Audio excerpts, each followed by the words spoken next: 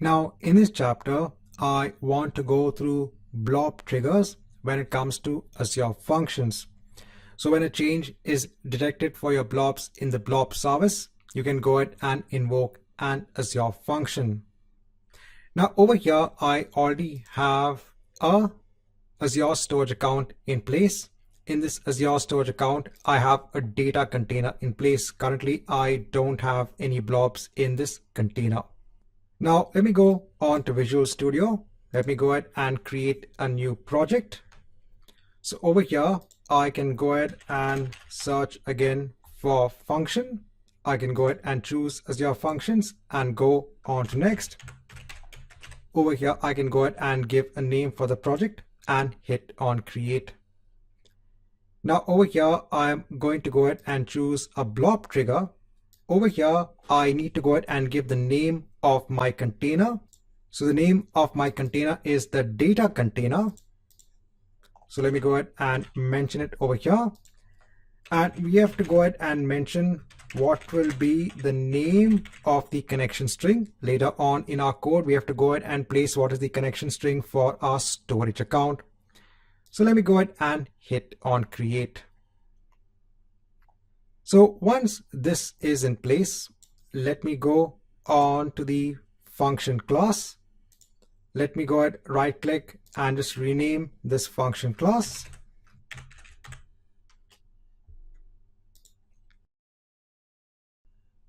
Over here, let me also go ahead and give the same name for the function. So now over here, we have the blob trigger and we have our data container. And over here in our function, we'll also go ahead and get now what is the name of the blob which has been processed based on this blob trigger. Over here also, we're getting a stream of our blob and basically the name of the blob that has been modified. Then by default in the code, it is going ahead and displaying the name and what is the length, basically what is the size of the blob object. Now we have to go ahead and first replace the connection string. So I have to go on to the local settings.json file. Over here, let me go ahead and specify the connection string. I'll go on to my Azure storage account.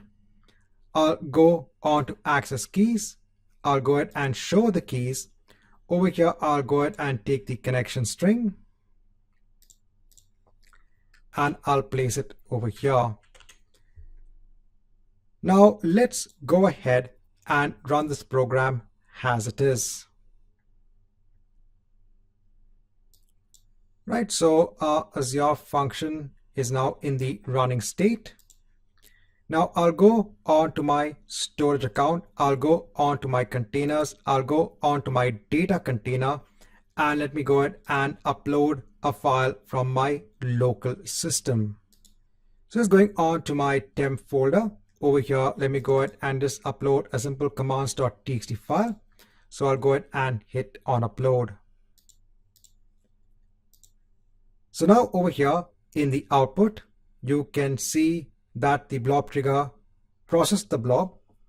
Over here, you can see the name of the blob and the size of the blob. So now we are able to go ahead and get the details of the blob via this Azure function. It has gone ahead and triggered this Azure function. Let me just stop the Azure function. So going back onto my program, let's say you also want to go ahead and get the stream itself. So now over here, if you want to go ahead and read the contents of the blob. So anyway, you are getting your blob over here has a stream. So I'm going ahead and setting it onto a new stream reader object. And over here, I'm reading it onto the end. So let me go ahead and run the program. Now, once this is running, I'll go onto my container and let me go ahead and upload another file. So I'll go ahead and upload a courses.json file. Once this is in place, over here now you can see the name of the file, the size of the file, and all of the details of the file. So in this chapter, I want to show you how you can use the Blob trigger, which is available for Azure Functions.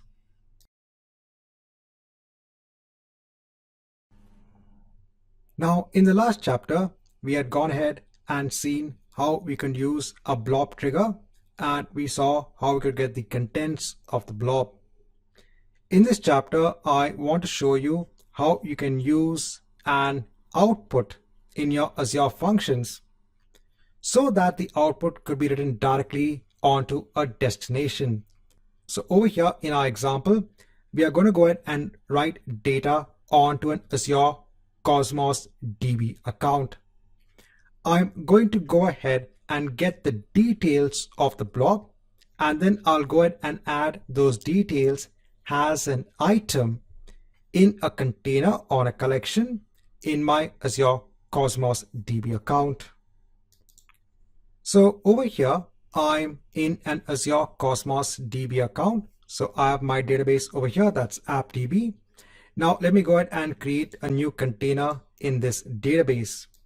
So I'll go ahead and use my existing database of AppDB. And over here, let me go ahead and give a name of the container as blobs. Over here, let me go ahead and just give the partition key as the blob ID. And let me go ahead and hit on OK. So I have now my blobs container in place. Let me go ahead and hide this. So currently I don't have any items over here. Now for my Azure function, let me go on to tools. Let me go on to NuGet package manager and manage NuGet packages for the solution.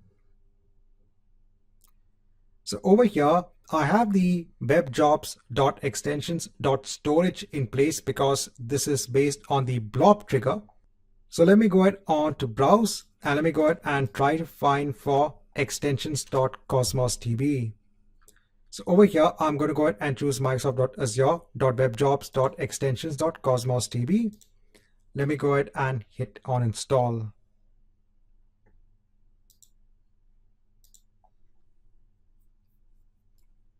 Now, once this is done, let me go on to my main function over here. Now I'm going to go ahead and create a new class. So this class will be a representation of the details of my blob. So I'll go ahead and create a new class. Over here, I'll give the name of the class as blob. So I'll go ahead and add these properties. So first is the blob ID, the blob name, and the blob size. Now over here, in addition to the input parameters which we have, so the input parameters basically for getting the details of the blob, we can also go ahead and add output parameters as well for our Azure function.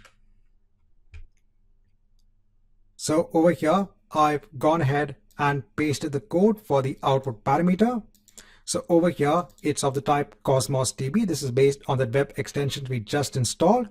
Over here, you have to give the name of your database and the name of your collection or container. Over here is the connection string, which we still need to go ahead and define. Over here, we are specified as an out parameter. That means an output. And over here, we're going to go ahead and return basically a document that is going to be the item that we want to go ahead and insert in our Azure Cosmos DB container. Now I need to go ahead and add this connection string. So I'll go on to my local settings.json file. Over here, let me go ahead and now add the Cosmos DB connection. So I will need to go on to my Cosmos DB account. I'll go on to the section of keys. Let me go ahead and take the primary connection string. I'll go ahead and place it over here. I'll go back on to my main function over here. So let me go ahead and remove all of this. Let me go ahead and create first a new object based on my blob class. So over here, let me go ahead and set the blob ID basically as a new GUID ID. Over here in terms of the blob name, so I can get it from name over here. And then when it comes to the blob size, so I can basically get it from my blob.length. So my blob.length, right? And we have our object in place. And let me go ahead and also add more curly braces as well. And then over here, I can go ahead and mention that output parameter which I have, that's document, is equal to my blob object. So this Azure function will now automatically take the details of our .NET object. It'll go ahead and add it now as an item in that particular container. So let me go ahead and run this function. Right, so this is running. Now, if I go on to my data container, so over here, let me go ahead and now upload a file. So I'm going to go ahead and upload the courses.json file. I'll go ahead and hit on upload. So over here, the blob was triggered. Now let me go on to my Azure Cosmos DB account. Let me go on to Data Explorer. Go ahead and just hide this. I'll go on to my blobs container. I'll go on to my items. And over here, now you can see the item in place. You can see the blob name and the blob size. So with Azure Functions, things become much more easier. Over here, you can go ahead and use the bindings that are available for the different Azure services.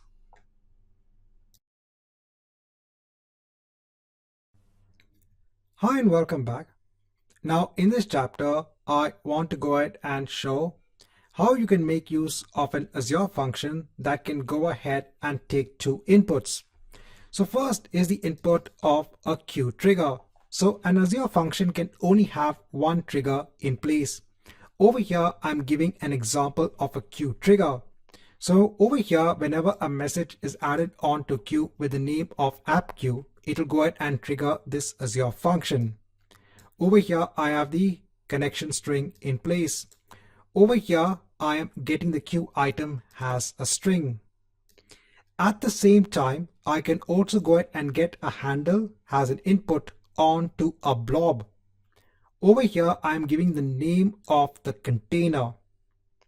So in an Azure storage account, I have a container in place known as trigger. And over here, I have a file in place known as data.txt. So if I go on to the file or onto the object, if I go on to edit, so I have some information in place. So over here now, if I go ahead and send a message which has the name of the file, the name of the file will come in over here as a parameter. So the value of that parameter of queue trigger will actually come over here. When we go ahead and actually execute the function, we'll get a better idea.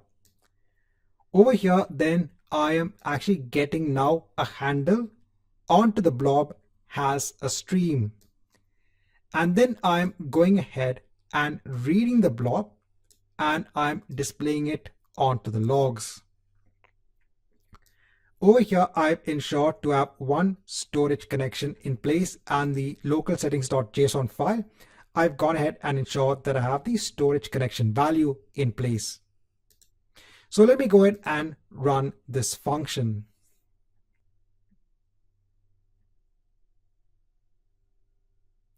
So the function is in the running state. Now in this same storage account, if I go on to queues, over here I have a queue in place. Now if I go ahead and add a message, so if I go ahead and add a message of data.txt, so now the value of this message text is actually going to be replaced over here. So now it's going to be the name of the container, which is trigger / data.txt. So now my function will also be able to read the blob which is at this particular location. So the name of the container and the name of the blob, that's data.txt. So the function will be invoked by the trigger, and the message, the body of the message, will go ahead and become the input for the blob over here. So let me go ahead and click on OK to go ahead and add the message. If I go ahead and hit on refresh, so it's not there. If I go on to my Azure function, you can see it has gone ahead and processed the data.txt file.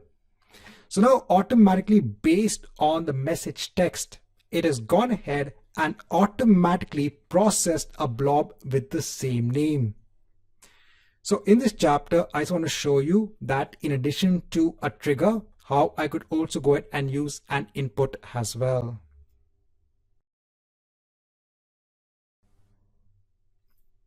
Hi and welcome back.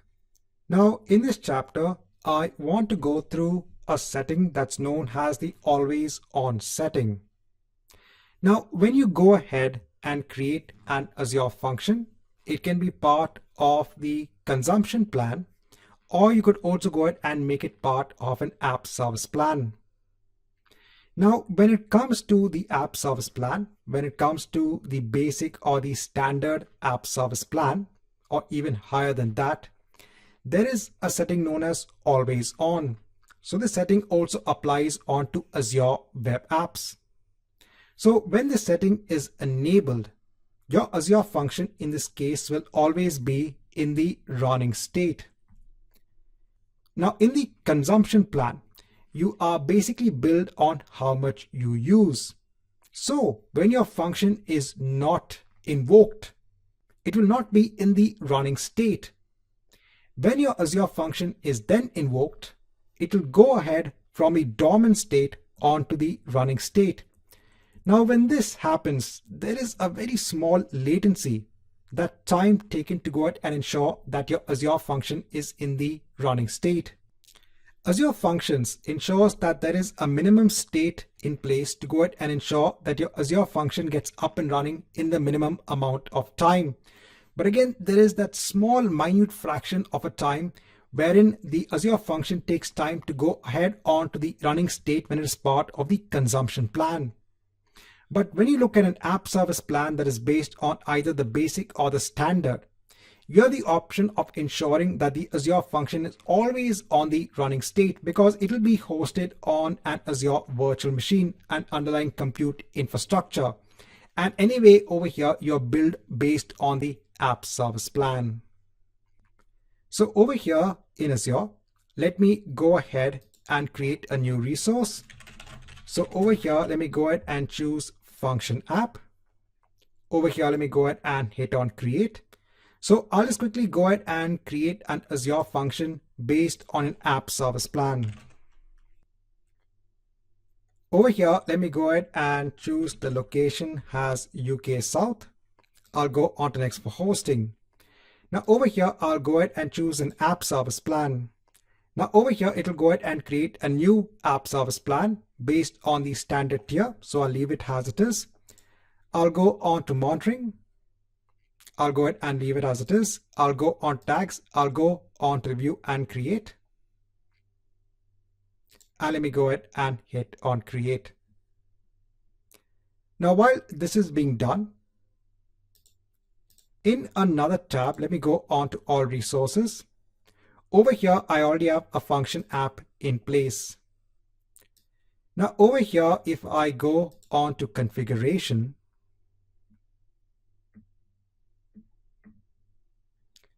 if I go on to the general settings, so over here you can see you have settings such as the platform, the managed pipeline version, etc. You have some settings of WebSockets and debugging and incoming client certificates. So that's all that we have over here. Let's wait for this deployment to complete for our new Azure function.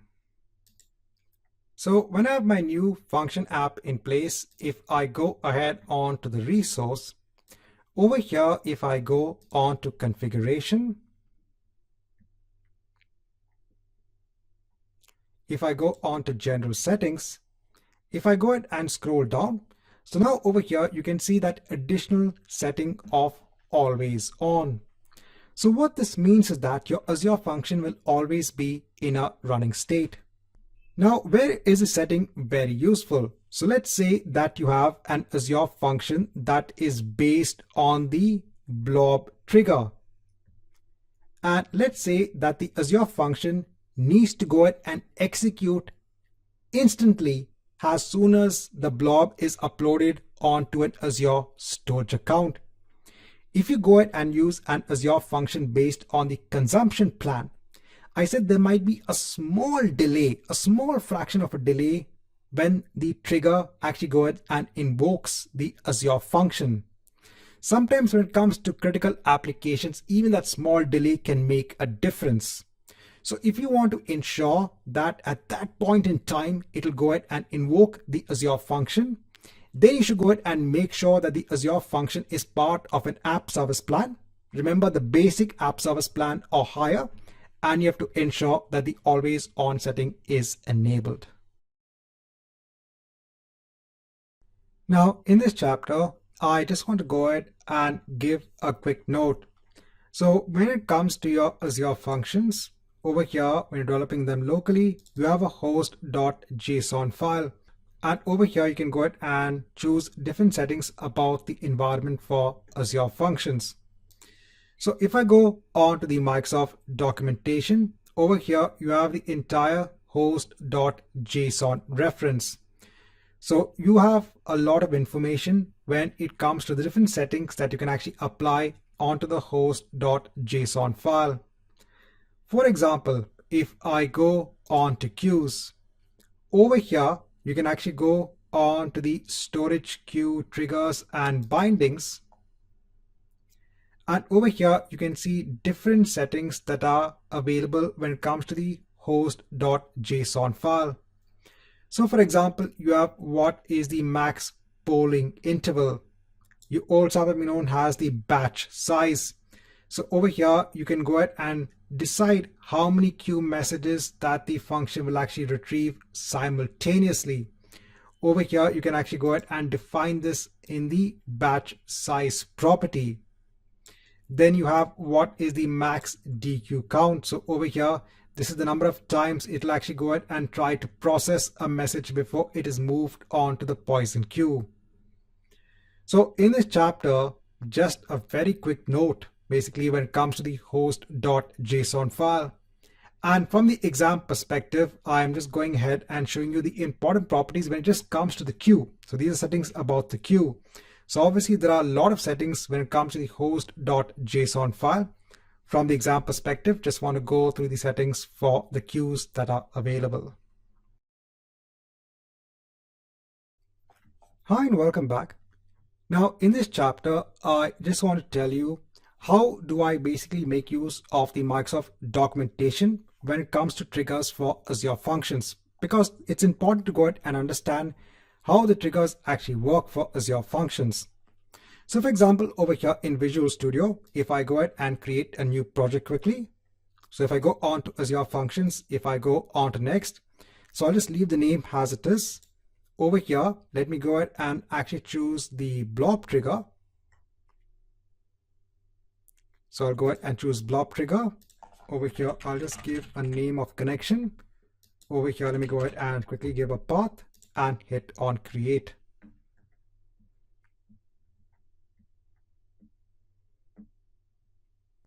So now over here, you can see that as part of the input for the function, you are getting an object based on the stream class. You have seen that I have also gone ahead and changed the class type and accepted objects of different class types in my Azure functions. If you want to understand what are the different class types that are accepted over here in Azure functions, always go on to the Microsoft documentation. So for anything that needs to be learned, I always go ahead and refer onto the Microsoft documentation. So over here, when it comes to the blob storage triggers under triggers and bindings, if I go on to trigger, so we have a lot of information about the trigger itself. Now, if I go ahead and scroll down, especially when it comes to the usage. So over here, you have the following parameter types when it comes to the triggering of the blob. So by default, it's a stream, but you can also go ahead and use a string. You can go ahead and use the text reader. Now, currently, when you go ahead and create an Azure function, it is going ahead and using the older version when it comes to the classes for the blob service. So over here, if you look at cloud block blob, cloud page blob, etc., this is normally the versioning 11 when it comes to the blob SDK. And over here, even when it comes to your Azure functions, if I go on to tools, if I go on to NuGet package manager, and if I go ahead and manage NuGet packages for the solution, over here, if I go on to the install, so it has gone ahead and basically installed the Azure Web Jobs extensions storage, which is the older version. That's why it's going ahead and making a reference on to those previous classes. But as per the documentation, but now you can actually go ahead and use the more recent types when it comes to the classes for working with blobs by using the blob client, etc., by using the higher version of the storage extension. Now, if you want to go ahead and use the higher version of the storage extension, so over here, the first thing that you need to do is to go ahead and first of all, uninstall the older version of the extension. Once this is done, you can go back onto NuGet packages. You can go on to browse. Over here, just ensure to include the pre-release, and I'll go ahead and search for azure.webjobs.extensions.storage.blobs, and over here I can see version 5. So I can go ahead and choose that and hit on install. Let me go ahead and hit on OK and hit on accept. Now over here, if I go back onto my function, over here now I can actually go ahead and get a handle onto the blob client itself. So over here, let me go ahead and ensure to use the namespace azure.storage.blobs. So now you can actually go ahead and make use of the newer version of this class. And obviously you have to go ahead and change the code accordingly, but we've already gone ahead and seen how to work with this class.